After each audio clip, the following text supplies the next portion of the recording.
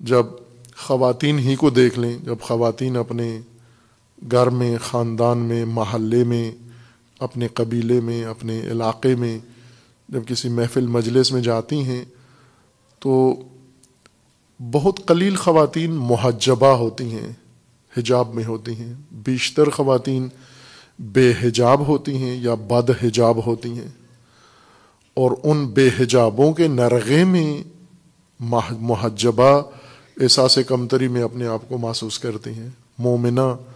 مومن خاتون، متدین خاتون، دیندار خاتون جس نے دینی تقاضے پورے کیے ہوئے ہیں، وہ تنہا نظر آتی ہے. اور صرف تنہا نہیں ہے بلکہ ان کی نامناسب نگاہوں کو محسوس کر رہی ہوتی ہے، ان کے اشاروں کو، ان کی گفتگو کو اور ان کے طعنوں کو، چہ بسا ان کے بعض دیگر استہزائیہ جملات کو بھی اسے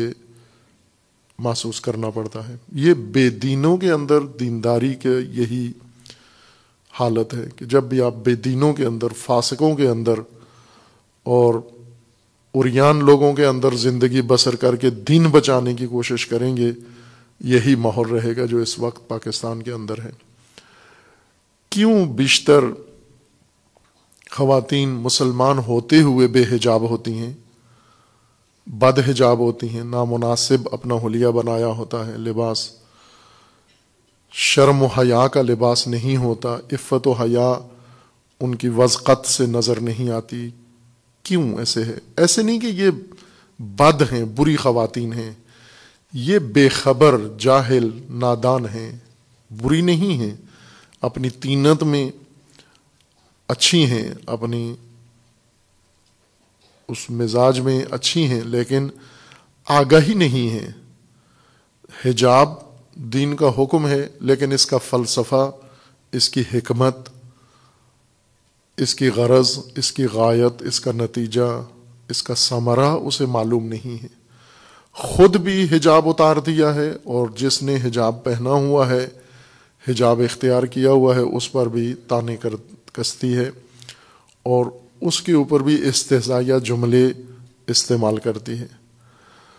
اب یہ ان کی بے خبری کی وجہ سے ہے، اور بے خبری اس وجہ سے ہے کہ مبلغین دین نے ان تک صرف حجاب کا وجوب پہنچایا ہے، لیکن فلسفہ حجاب بیان نہیں کیا کہ حجاب اس دینی تعلیم کا مقصد کیا ہے، حاصل کیا ہے. یہ واقعہ میں چند دفعہ پہلے بھی دہرا چکا ہوں. حج کے ایام میں مکہ معظمہ میں ان حجاج نے تقاضا کیا کہ جب ایک ساتھ ہیں کعبۃ اللہ میں اور زیارت سے ایک ساتھ مشرف ہیں، تو روزانہ درس کا اہتمام کیا گیا، اور ان کے سامنے جو آتے تھے درس کے اندر شرکت کرتے تھے، انہیں حج کے موضوع پر درس دیا جاتا تھا. ایک دن درس کے دوران میں نے یہ مطلب بیان کیا کہ پاکستانی، چونکہ ساری دنیا سے خواتین آتی ہیں اور اکثر ممالک سے محجبہ ہوتی ہیں، ترکی سے جتنی خواتین آتی ہیں وہ ساری باحجاب ہوتی ہیں، انڈونیشیا، ملائیشیا سے جتنی آتی ہیں باحجاب ہوتی ہیں، زیادہ تر مسلمین ان ممالک سے آتے ہیں. ایران سے جتنی خواتین آتی ہیں باحجاب، لبنان و بحرین سے، سعودی عرب سے، حج کے اوپر جتنی خواتین آپ کو لگیں گی محجبہ لگیں گی. فقط پاکستانی خواتین ہیں جو حج میں بھی فقط دوپٹہ سر پہ لیا ہوتا ہے، احترام، کعبہ کے احترام کے طور پر شلوار قمیض میں ہے اور دوپٹہ سر پہ ہے، اسی میں پورا حج کر جاتی ہیں. اب ظاہر ہے جب کعبہ آئی ہیں تو اس کا مطلب یہ ہے کہ دیندار خاتون ہیں، یہ اللہ کی پرستش کرنے والی ہے، کوئی شوق اس کو لے کر کعبہ آیا ہے، ورنہ یہ سوئٹزرلینڈ چلی جاتی، ورنہ یہ ملک کے اندر یا ملک سے باہر کسی اور تفریحی مقام پر چلی جاتی. جب خود اپنی استطاعت سے یا اپنے شوہر کی استطاعت سے یا اپنے والد کی استطاعت سے یا کسی کی استطاعت سے یہ آگے یہ حج پر آئی ہے، اس کا مطلب یہ ہے کہ اس کے اندر مذہب ہے، دین ہے، خدا کا خوف ہے، حب خدا ہے، وہی اس کو کعبہ لے کر آیا ہے. لیکن اس کی آگہی اتنی قلیل ہے کہ کعبہ اللہ کے گھر میں آئی ہے لیکن مناسب لباس میں نہیں آئی ہے. کیوں نہیں آئی؟ چونکہ اسے بتایا ہی نہیں گیا. اور حجاب کا اس کو معنی ہی نہیں معلوم. ایک محترمہ اسی درس کے اندر بیٹھی ہوئی تھیں, آشنائی تو نہیں تھی ہمیں فردن فردن کون بیٹھا ہوا ہے, قافلے میں کون ہے اور درس میں کون بیٹھا ہوا ہے. باہر کیف انہوں نے وہ درس سنا اور میں نے یہ بات کہہ دی کہ پاکستانی خواتین دیگر خواتین کی طرح جتنی حاجیہ آتی ہیں باقی دنیا سے اور محجبہ ہوتی ہیں, اے کاش ہمارے ملک و وطن کی خواتین بھی ان کی طرح باحجاب ہوتی, کعبہ میں کم از کم باحجاب ہوتی. انہیں بہت بری لگی یہ بات ان محترمہ کو, اور درس کے بعد آ کر انہوں نے باقاعدہ اعتراض کیا اور سخت الفاظ میں تند طریقے سے اعتراض کیا اور کہا کہ آپ بہت ہی شدت پسند ہیں اور آپ نے یہ بات کی ہے کہ خواتین دوپٹے میں حج کر کے چلی جاتی ہیں. دوپٹے میں حج میں کیا حرج ہے؟ اللہ تو دل کے معاملات جانتا ہے, دوپٹوں سے تو نہیں مربوط. خوب اس طرح کی انہوں نے کافی باتیں کر دیں. قریب ہی ایک چھوٹی سی بچی, شاید 9-10 سال کی عمر کی ایک بچی کھڑی ہوئی ہماری باتیں سن رہی تھی, اور اس بچی نے ایک خوبصورت عبایا, عربی عبا اوڑھی ہوئی تھی. پاکستانی بچی تھی لیکن اپنے والدین کے ساتھ حج پہ آئی ہوئی تھی, ابھی بلوغ کی عمر میں پہنچی اور اللہ نے اسے توفیق دے دی, وہ بھی اس میں شامل تھی. وہ خوبصورت عبایا مقنا اس نے اوڑھا ہوا تھا, اوپر اس نے کالی عبا پہنی ہوئی تھی. اور ان محترمہ کی جب بات میں نے, مجھے معلوم نہیں تھا یہ کون ہے, بعد میں پتہ چلا کہ وہ کسی سیکرٹری یا وزیر کی زوجہ تھیں. ان کے میاں حکومتی اعلیٰ عہدے پر تھے اور یہ خود بھی تعلیم یافتہ تھیں, کسی عہدے پر فائز تھیں. باہر کیف انہیں بہت برا لگا یہ بات کہ آپ نے مکہ میں کیوں کہا کہ خواتین دوپٹے میں آتی ہیں پاکستانی. میں نے ان سے کہا کہ آپ حجاب, آپ وہ استدلال کرنے لگیں کہ حجاب کی آیت بتائیں, حجاب کی روایت بتائیں. مجھے معلوم تھا اب یہ نہیں جانتی تو ان کے سامنے آیتیں اور روایتیں بے سود ہے. میں نے انہیں کہا کہ آپ چھوڑ دیں کہ اللہ نے حجاب کا کیا حکم دیا ہے, رسول اللہ نے کیا دیا ہے, شریعت میں اور فقہ میں کیا حکم ہے, اسے آپ رہنے دیں. مجھے صرف یہ اس سوال کا جواب دیں کہ اس وقت آپ پاکستانی شلوار قمیض میں ہیں اور سر پہ دوپٹہ ہے آپ کے. ظاہر دوپٹے میں سارا سر تو نہیں چھپتا, وہ خصوصاً جس طرح اڑتی ہیں عموماً خواتین دوپٹہ, تو وہ پورا حجاب بنتا ہی نہیں ہے, سر بھی ننگا, چہرہ بھی ننگا, گردن بھی ننگی. میں نے ان سے یہ عرض کیا کہ آپ مجھے یہ بتائیے کہ یہ چھوٹی سی بچی کھڑی ہوئی ہے حجاب کے ساتھ, آپ اتنی محترم خاتون ہیں, آپ مجھے یہ بتائیں کہ کون باوقار نظر آ رہا ہے؟ آپ باوقار لگ رہی ہیں اس لباس میں یا یہ بچی چھوٹی سی باوقار لگتی ہے؟ یہ سن کر پھر خاموش ہو گئیں, کچھ بھی نہیں کہا اور وہاں سے چلی گئیں. مجھے احساس ہوا کہ شاید اور برا لگا ان کو, پہلے بھی بہت بری لگی ان کو بات, اب مزید یہ تشبیہ یا یہ موازنہ اور برا لگا ان کو. وہاں سے چلی گئیں, اسی کاروان میں تھیں لیکن اس کے بعد میں نے انہیں کہیں بھی دیکھا نہیں, دور دور رہتی تھیں, نہ درس میں آئیں نہ. آخر میں حج جب ہو گیا, ختم ہو گیا, منا کے آخری قیام منا کا آخری دن تھا ظاہراً, تو اس وقت وہ آئیں اور اسی طرح کی عبا میں ملبس تھیں جس طرح کی عبا اس چھوٹی بچی نے اڑی ہوئی تھی, اور کہا کہ میں آئی ہوں, حج ہو گیا ہے اور میں معذرت کرنے آئی ہوں, معافی مانگنے آئی ہوں آپ سے کہ میں نے وہ پہلے دن حج سے پہلے ہی وہ تندی انہوں نے دکھا دی تھی, کہ اس وقت میں نے جو تندی دکھائی اور سختی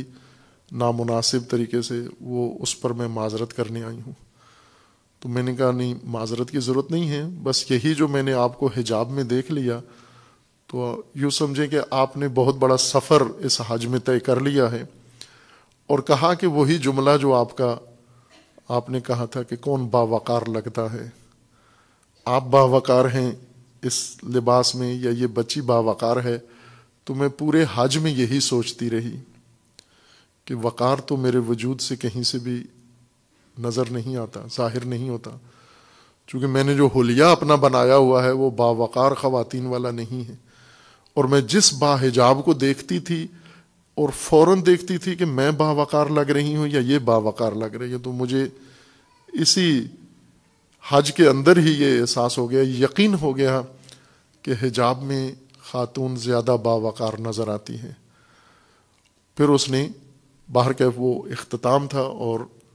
حسن عاقبت کے ساتھ وہ حج ختم ہوا، اور مثال دی میں نے کہ وہ آشنا نہیں تھیں، ظاہر ہے جب حج کرنے آئی ہیں تو دل نرم تھا، اللہ کی بارگاہ میں آئی ہیں، لیکن ایک تقاضا، ایک ادب جو اللہ نے پیش کیا ہے اس کی حکمت سے واقف نہیں تھیں۔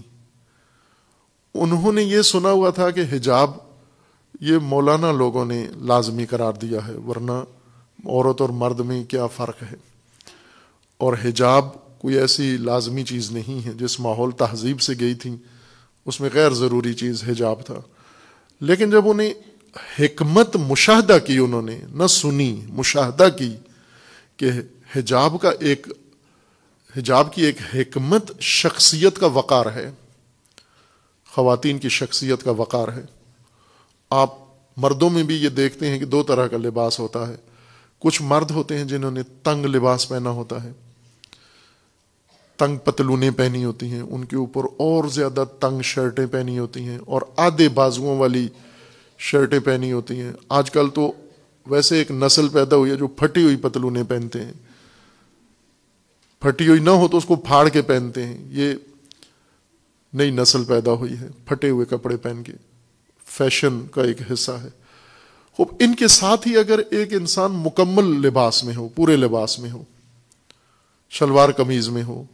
اچھی شلوار قمیض سلی ہوئی ہو اور دھلی ہوئی ہو اور استری ہو، تو آپ اس غلیل کو دیکھیں جو پتلون میں پھنسا ہوا ہے، اور ساتھ ہی اس انسان دوسرے کو دیکھیں، کون باوقار لگتا ہے؟ نہیں لگتا، یہ حلیہ نہیں لگتا، یہ غلیلیں باوقار نظر نہیں آتی۔ جنہوں نے شرٹیں بغیر آستین کی شرٹیں پہنی ہوتی ہیں، بازو ننگے کیے ہوتے ہیں، ہر اندام جسم کا نمایاں کر کے باہر آتے ہیں، یہ بالکل باوقار نہیں لگتے، اوچھے لگتے ہیں، چھچھورے لگتے ہیں، ہلکے نظر آتے ہیں، سبک نظر آتے ہیں۔ اس کے بجائے جب کوئی بچہ ہو یا بڑا ہو، یہیں لاہور میں کسی شادی میں قدیم ایام کی بات ہے کہ شادی کا موقع ملا، ایک چھوٹا سا بچہ 5-6 سال کا، وہ پنجابی لباس میں تھا، خالص پنجابی لباس، دھوتی، چھوٹے سے بچے نے دھوتی باندھی ہوئی تھی، اوپر کرتا تھا اس کے اور اوپر پگ رکھی ہوئی تھی اس نے۔ کسی ایسے خاندان کا تھا جہاں یہ روایات شاید ابھی تک باقی ہیں۔ وہ اتنا اچھا لگا مجھے وہ بچہ وہاں پر اس اپنے مقامی دیسی لباس کے اندر، کہ دھوتی باندھی ہوئی، ظاہر شادی کا لباس تھا اور زیادہ خوبصورت، اور بچہ بھی تھا، اس سے اتنا جچ رہا تھا وہ، میرا جی چاہ رہا تھا کہ اس کی تصویر بنا کے سب کو بتاؤں گے یہی پہنا کرو، یہ اس میں تم باوقار لگتے ہو، اوچھے اور چھچورے نہیں لگتے۔ لیکن ماحول تہذیب انسان پر ٹھونستی ہے، یہ چیزیں تحمیل کرتی ہے۔ یہ متدینین کے گھروں میں آپ دیکھیں، حتیٰ علماء کے گھروں میں بھی ان کے بچے بچیاں بھی یہی لباس پہنتے ہیں جو تہذیب نے انہیں سکھایا ہے، جو ٹھونسا ہے انہوں نے، وہ اپنا لیا ہے، اور وہ بھی باوقار لباس پہننا پسند نہیں کرتے۔ اسی طرح دین کے ہر شعبے میں اگر ہم دیکھیں، متدینین کو شرمندگی کا سامنا کرنا پڑتا ہے۔ باحجاب کی میں نے مثال دی ہے، داڑھی والے مرد جہاں چلے جائیں انہیں شرمندگی کا سامنا کرنا پڑتا ہے۔ اگر نماز کے وقت کوئی مرد یا عورت محفل چھوڑ کے نماز پڑھنے چڑھی جائے تو اسے شرمندگی کا، اول تو اس شرمندگی سے بچنے کے لیے اٹھتے ہی نہیں ہیں، نماز کے لیے جاتے ہی نہیں ہیں، قضا ہو جاتی ہے، یا دیکھتے رہتے ہیں آخری 5 منٹ میں اگر وقت ملا تو پڑھ لیں گے۔ اگر کہہ دیں لوگوں کو جی وقت نماز ہے، ہم جا رہے ہیں نماز پڑھ کے آتے ہیں، تو عجیب نگاہوں سے ان کو دیکھا جاتا ہے۔ مسلمان معاشرے کے اندر دینی احکام، دینی ضوابط، دینی سیرت، دینی کردار کیوں اس حالت میں جا پہنچا ہے؟ اس کی ایک بڑی وجہ، ایک وجہ اور بھی وجوہات ہیں، ایک وجہ یہ ہے کہ دین کو اس کی حکمت کے ساتھ پیش نہیں کیا، دین اپنے غرض و غایت اور اپنے فلسفے کے ساتھ نہیں پیش کیا، دین کو فقط ایک ضابطے کے طور پر پیش کیا ہے، فلسفے کے طور پر نہیں پیش کیا۔ اگر دین کی حکمتیں بھی ساتھ ذکر کی جاتی، ہر چیز جو بیان کی جاتی ہے اس کی حکمت بھی ہمراہ بیان کی جاتی، وہی حکمت جو قرآن کریم میں اللہ تعالیٰ نے بیان فرمائی ہے، وہی حکمت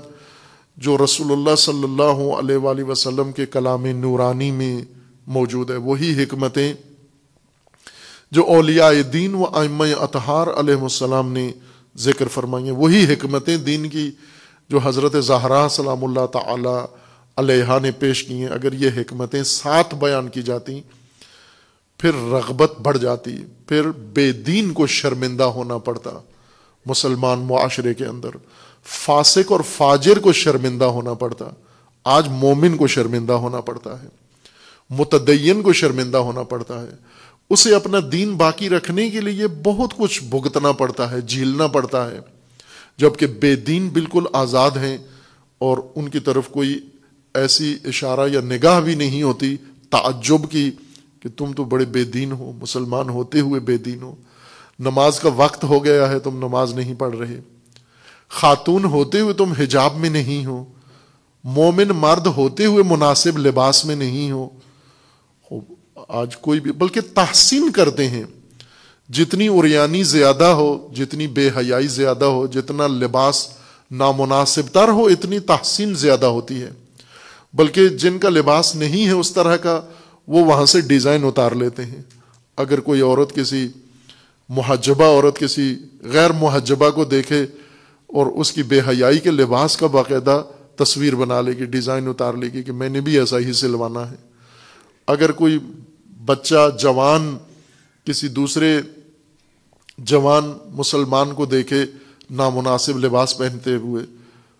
اسی طرح سے ڈیزائن اتار لیتا ہے، اور پھر اس کے علاوہ حلیہ جو بناتے ہیں عورتیں مرد، یہ اس وجہ سے ہے کہ دیندار ہونے میں شرمندگی کیوں ہے؟ چونکہ دین کی حکمتیں معلوم نہیں ہیں، دین کے احکام معلوم ہیں، حکمتیں معلوم نہیں ان احکام کی، سوجھ بوجھ رکھتے ہوئے، علم رکھتے ہوئے بھی دین کی طرف رغبت نہیں ہے۔ جناب سیدہ اب اس امت کو جو سختی سے پابند تھی دین کی، وہ لوگ ایسے نہیں تھے جن کو جناب سیدہ خطاب فرما رہی ہیں، وہ دین میں سست نہیں تھے، دین میں لاپرواہ نہیں تھے، دین میں لاابالی نہیں تھے، وہ سب کے سب چونکہ رسول اللہ صلی اللہ علیہ وآلہ وسلم سے بلا واسطہ دین سیکھے ہوئے تھے اور اس پر سختی سے عمل پیرا تھے، ان کے ایک عمل کے نتیجے میں جناب سیدہ نے یہ احساس کیا کہ انہیں دین کی حکمت صحیح طرح سے معلوم نہیں ہے، ان کے اندر دین کے اثرات نظر نہیں آتے، پابند ہیں احکام کے لیکن حکمتوں سے خالی لگتے ہیں، اور حکمتیں نہ جاننے کی وجہ سے اس عمل کے مرتکب ہوئے ہیں۔ دو عمل ان لوگوں نے کیے اجتماعی طور پر، سب سے بڑا عمل اور سب سے برا عمل یہ کیا کہ ولایت کو چھوڑ دیا، ولی کو چھوڑ دیا، یہ سب سے بڑا عمل تھا، سب سے بڑی غلطی تھی۔ اور دوسرا حق سیدہ کو سیدہ سے لے لیا، محروم کر دیا سیدہ کو اپنے حق سے، یعنی فدق سے، سرزمین، وہ ملک جو باغ تھا کھجوروں کا اس نخلستان سے جو رسول اللہ صلی اللہ علیہ وآلہ وسلم نے ہبہ کیا تھا، اسے لے لیا بی بی سے۔